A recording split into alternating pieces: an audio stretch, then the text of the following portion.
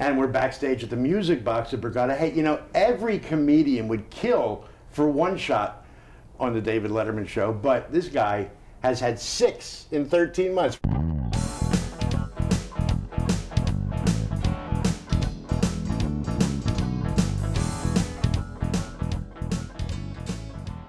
Frank Caliendo. How are you? Welcome to Atlantic City. I was doing that stupid smile the whole time. No, that stupid smile has earned you a lot of money and is bringing. It's going all right. It's going all right. Here's a guy who doesn't mind smiling.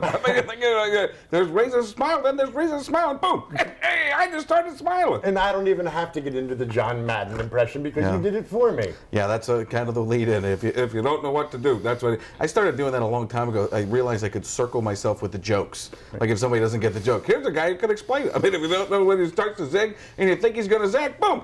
I explained that he started zigging. You are. I introduced you as a comedian. You were an impressionist. That's your subspecialty in comedy. Where did the impressions kind of fit in with what you For do? me, I always just kind of did it. So it was what I was best at, and I just wanted to go with what I was best at instead of.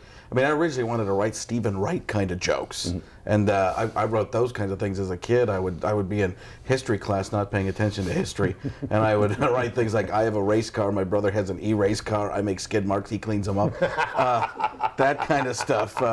But that was the kind of stuff I wanted to be a subtle, comedian. Right. And I met Stephen Wright at the David Letterman show and said that's what I wanted to do, and he was like, ha.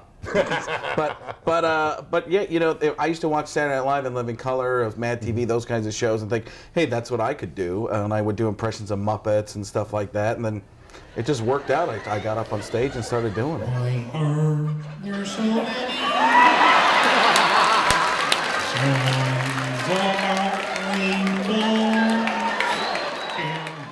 Well, when you were a kid and you were watching these shows, did you do voices then and say, hey, wait, I can do that? A little bit, but not as much. I mean, I used to do it at school, but I never thought of it as a career. I was always pretty good at doing some of the voices. But then in college, I started doing a Leno impression. I was just looking in the mirror and I was like, hey. I started doing this. I was like, hey, that looks interesting. I think I could pull that off. So, I started doing that, and it just worked out. I was going to learn to do 5 impressions or so, but I'm obsessive compulsive, and now I do a bunch. So I couldn't tell you. People always ask, how many do you do? And I have no idea, because as soon as you start counting, you get in trouble. You start counting people like Walter Brennan and stuff like that. Does anybody even really remember him anymore? Well, I mean, I do, but people of your generation might not remember Walter Brennan. Yeah, I mean, it gets into a weird thing, like who do you count and what don't you count? So I don't really keep track of it, but it's probably right around 1 million. Right. What was the first impression you did on stage in front of an audience? Wow, that's a pretty good question. I did a bunch. I did Robin Williams, Jack Nicholson. I did like a little episode from Taxi, like I did Latka Gravitz and the Reverend Jim, and I did a William Shatner. I used to do the old school kind of William Shatner, the Kevin Pollak kind, Captain's that kind. Right. Now I do more of the Priceline. How are you? That kind of thing. You did Captain Kirk. Yeah, well, that was what I did then, right. But now it's more of this one, the big one, the Boston Legal, that kind of thing. So you could do you do multiple. You could do different versions. Like for Al Pacino used to talk like this. What happened? Now he's like this. So there's different versions of people, but it's still one person. Robin Williams could be mad, it could be like, oh my gosh, what a wonderful place, or be very serious, grow a beard, and work for an Academy Award. That's how you go. So where did John Madden emerge? When did he emerge? It started out, a comedian named Phil Tagg, who is actually from New Jersey, said to me, New York, New Jersey area, he said, do Madden. I'm like, where's that going to get me? Here's a guy who found out. But yeah, that was really what it was. I was like, who's going to get that? And then I started doing it and started taking off. And the funny thing is, I'm most known for the John Madden, but more people come out to see me now for the President Bush. It's like, I'm known for that Madden, but every time I break into this, it electrifies people, makes them thinkificate. That's the thing you can do, is put if I or it on anything. That's a Bushism. I got to thinkify. I must brainificate. And what amplifies your impressions is the physical part of it. Yeah. I mean, the voice is. Well, like when I do President Bush, I look like you got right. stung by a bee and had an allergic reaction. My face puffified, like a puffer fish. I'm not sure if that's the legal term, but I know that There was also a magic dragon named Puff.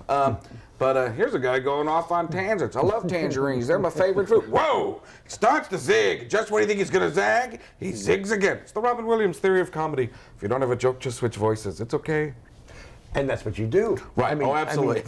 It's like a train of thought, and it kind of goes off on different tracks. That's kind of what I never wanted to be the impressionist who just stuck with standard like impressions as like, here's Jack Nicholson working at McDonald's, or here's this guy. I wanted to do something different. I wanted to be more like a Robin Williams, Jonathan Winters, who also is one of my favorites. Do people from your generation know Jonathan Winters? I don't think so, but I know him. So it's if you're watching Scooby-Doo, zoinks like a Scoob, like it's Jonathan Winters. Mighty Freckert here, honey.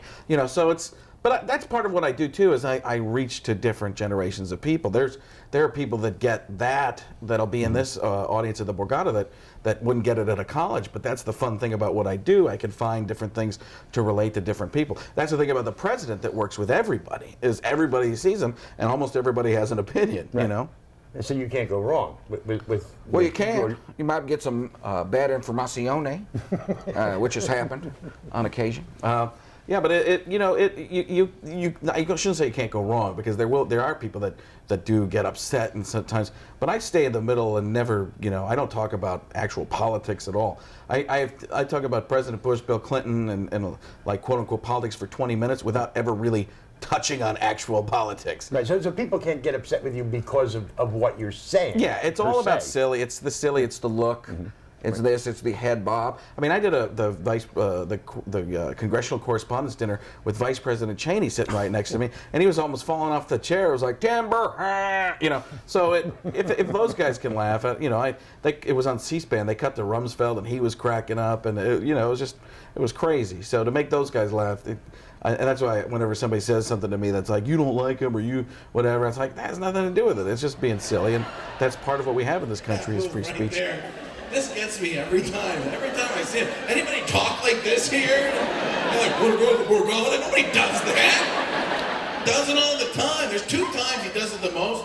One, when he wants to accentuate a point, when he wants to make sure you're listening to him, right? It's like, we must do this as a country. We must do this together. Secondly, he does it when he says a Spanish word. I don't know why. I watch him and I'd be like, I like a burrito. I love John Madden, mostly because he makes me feel smart. No, he does. He makes me feel like a rocket surgeon.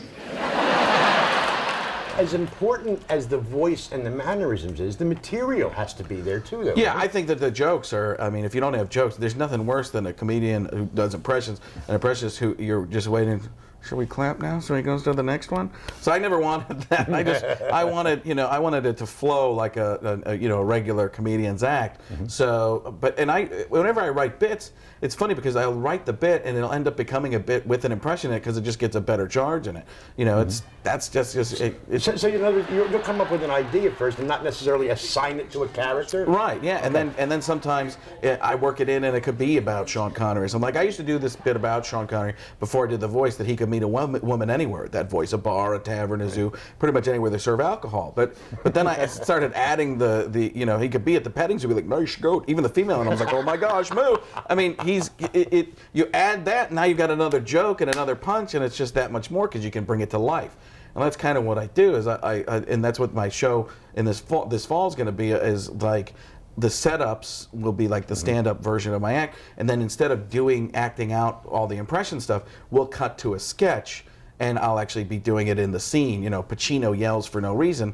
I'd like to see somebody cast him as a librarian, cut to, Gotham City Library or something like that. And it's like, where's the B section? Where is the B section? What the heck is the Dewey Decimal System? It's a system created by a guy named Decimal, you ding dong. You gotta thinkify. Madden. We come back to Madden. He's not a Frank Caliendo fan. No. Don't invite Frank Caliendo and John Madden to the same People party. always Wouldn't try be and do pretty. that too. A lot of people try. Do they really? They're like, "We'll get you and John Madden on the radio." I'm always like, "Hey, Because you're on NFL Sunday Football. I mean, yeah." Well, I'm you like, know. I'm fine with it, but just ask John because I'm sure he won't be. People have tried to ambush him with it. I'm like, "Hey, listen, don't do that. You're just going to make him mad." Why do So- you suppose that he But I does think it? sports figures always get put on pedestals their entire lives. So Especially coaches. Yes, absolutely, and they need to be in power positions because these guys, they all have to perform, and they're they have each other's lives in their hands. And if you're laughing about the coach and you can't take him seriously, it's not going to work. Now you get out of the pro football, and maybe you're just used to that in your life. You know how. I was talking to Howie Long about that. He's like, you get out of football and you're programmed at a certain point, you keep going that, and you finally fades away. Well, when you do Madden, you don't necessarily cast him in a flattering light with Yeah, I mean, what it's things not he done to says. be mean. It's not Right, done and to I be mean. understand It's that, all but- silliness. Right, it's silly. But you could take it. I mean, it's like anything. If but I make sure to make fun of myself constantly too. That's just how I am, and how I look at life very in a silly way. So if people don't look at it in a silly way, that's their opinion, and they can do it that way. But I just choose to do it my way, and if you don't like it, well, Here's a guy who's going to have to deal with it. All right. I have. Madden loves this one football player more than anyone else on earth, okay? Brett Favre.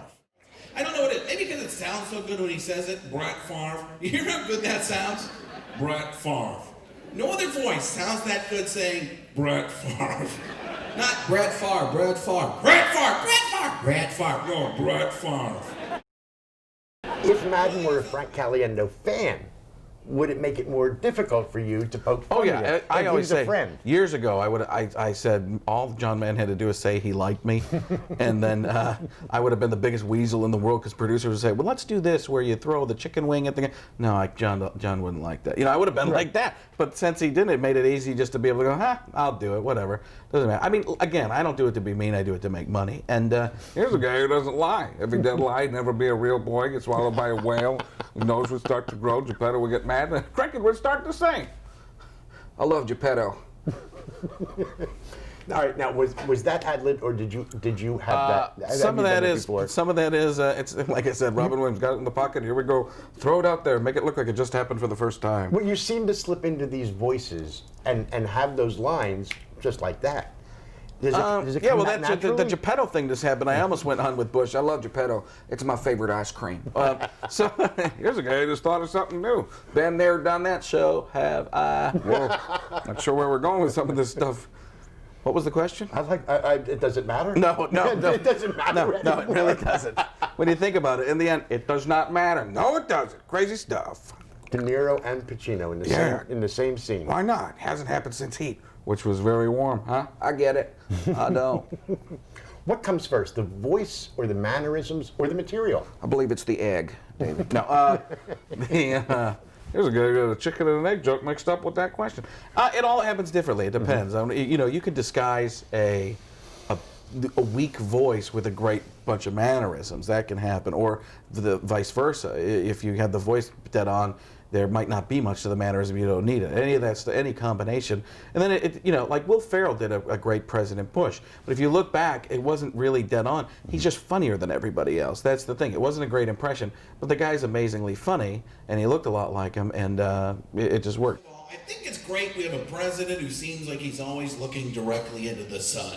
Right? Every time you see the president, he's got this look on his face.